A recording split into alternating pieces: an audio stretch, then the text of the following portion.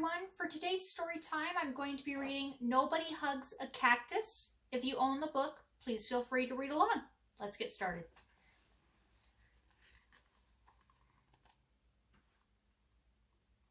Hank lived in a pot. The pot sat in a window. The window looked out at the empty desert. It was hot, dry, peaceful, and quiet, just the way Hank liked it.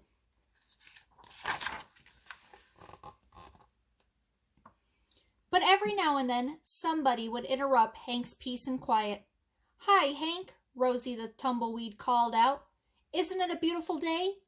Hank ignored her. He just wanted to be left alone.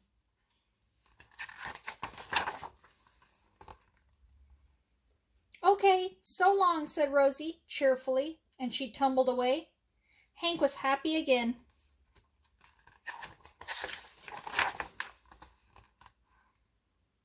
But just as he was beginning to relax, "Hello," shouted a tortoise.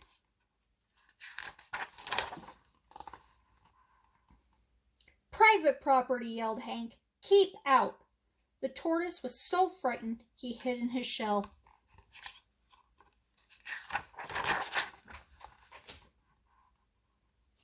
Hank was still yelling at the tortoise when a jackrabbit dashed by.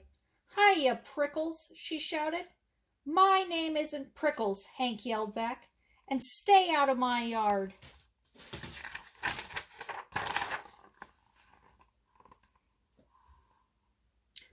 "Tumbleweeds, tortoises, jackrabbits, what's next?" said Hank.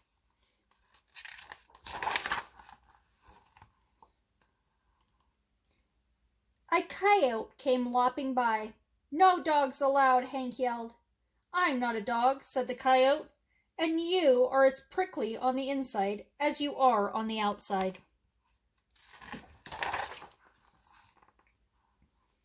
Before Hank could yell back, a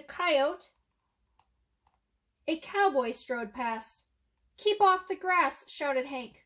"What grass?" said the cowboy. "Seems to me somebody needs a hug. Too bad nobody hugs a cactus."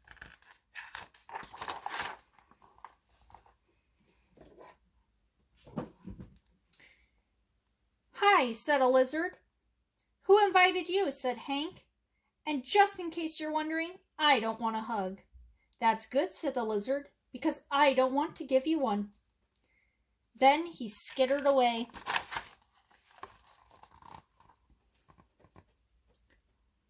An owl landed on the roof. "If you're looking for a hug," said Hank, "well, I guess I could give you one."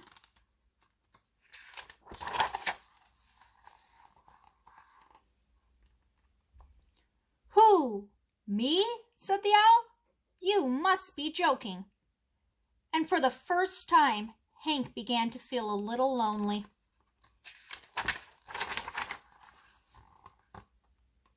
The next morning, Hank was feeling more sad on the inside than prickly.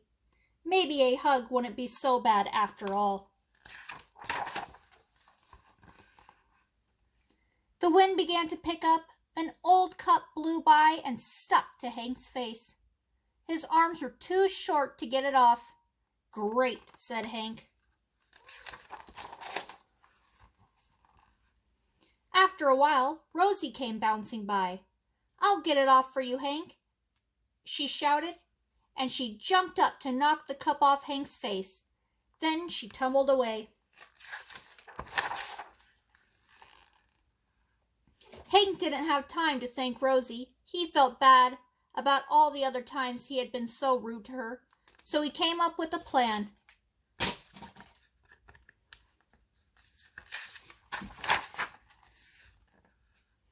Hank decided to grow the best flower he could and then give it to Rosie as a thank you gift. It took days, but at last he was ready. He couldn't wait for Rosie to pass by again.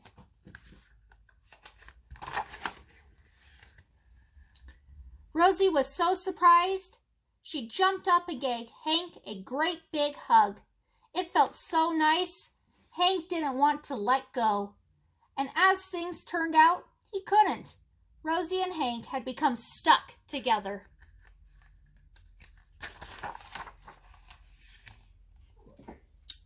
But they didn't care. After all, it's better to be stuck in a hug than stuck all alone.